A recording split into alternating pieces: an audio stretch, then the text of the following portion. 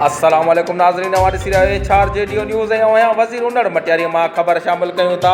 शरीफ विज्ञो जी अगूणी तालका Nazim news Saidabad जे मुबैना ज़ियादतुनि ख़िलाफ़ खोसा बिरादरी औरतुनि पारां एहतिजाजी मुज़ाहिरो कयो वियो, जंहिं बैदि ॻोठ मिस्री खोसो जे रहवासियुनि औरतुनि मुस्मात दादुली ज़ाल मिस्री खोसो गुलज़ादी ऐं आयशा खोसो मीडिया सां ॻाल्हाईंदे इल्ज़ाम हणंदे चयो त अगूणी तालका नाज़िम न्यूज़ सईदाबाद असांखे घर ख़ाली करण लाइ हिरासा करे रहियो आहे, जंहिं ख़िलाफ़ एहतिजाज करण ते बाअसर असांजे ॿाहिरियुनि खे कूड़नि केसनि में फासाइण जूं धमकियूं ॾेई रहियो आहे। हिन नाला इख़्तियारनि खां मुतालबो कयो त असां सां फिलफोर इंसाफ़ कयो वञे। जेको असांखे जीअण जंजाल करे वेठो आहे, शाम सुबुह अची करे असांजे घरनि ते हमला थो कराए, परावा पंहिंजा बंदूकुनि सां माण्हू वठी थो अचे ऐं उतां कदे असांजी बाहि ॾिनी आहे, हाणे चए थो तव्हां टपड़ खणो न त तव्हांजे घर खे बाहि ॾींदोसांव।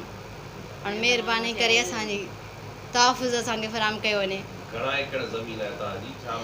टोटल ज़मीन तक़रीबन 50-55 बनी आहे टोटल। पीर इनाम शाह जी आहे, असां त उनखे अॻु जा वेठल आहियूं। पीर आयो आहे 3 साल थिया अथसि, जेको हरू भरू असांखे चए थो बनी मां टपड़ खणो, बनी मां टपड़ खणो। उहा बनी सरकारी आहे तव्हांजी आहे? असां जंहिं में वेठा आहियूं उहा सरकारी बनी आहे। उहा घणी आहे? उहा ख़बर कान्हे घणी आहे असांखे। असांजो सिर्फ़ु घरु ठहियलु आहे, उन में असांजो सॼो ॻोठु आहे, जेको ॻोठु मुंहिंजे पीउ जे नाले ते आहे, मिस्री ख़ान खोसे जे नाले ते आहे। तव्हांजो जेको फ़ैसिलो थियो रईस नज़ीर राव वटि, उहो त असांजो खून जो फ़ैसिलो थियो न अॻुवाट। अच्छा, खून वारो छा मामिलो? खून वारो असांजो पंहिंजे बिरादर जो मसइलो, असां पाण में विड़ी पियासीं बुह जे करे। सो बि इहो पीर वारनि असांखे प्लाट असांखे ॾेई करे वरी हुननि खोसनि खे बछे करे वरी असांखे पाण में विढ़ाई, पोइ वरी असांजा फ़ैसिला कयूं। पीरनि उहो बि प्लाट पीरनि ॾियारायो असांखे, पोइ वरी पीरनि असांखां खसे वरी उन्हनि खे ॾिनो, पोइ असांजो उते उभु पियल, पोइ उन्हनि असांखे उन्हनि जहाज़ ते करे मारायो।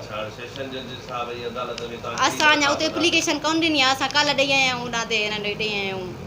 RPO आहे न, उनखे ॾेई आया आहियूं कल्ह एप्लीकेशन उन RPO खे ॾेई आया आहियूं। अञा हिते कोन ॾिनी आहे शीशन जे जॻह।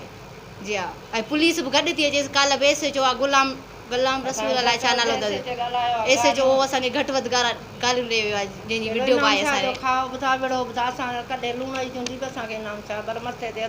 A4 JDO न्यूज़ में फ़िलहाल एतिरो ई। वधीक ख़बरनि जे अपडेट्स लाइ ॾिसंदा रहो A4 JDO न्यूज़।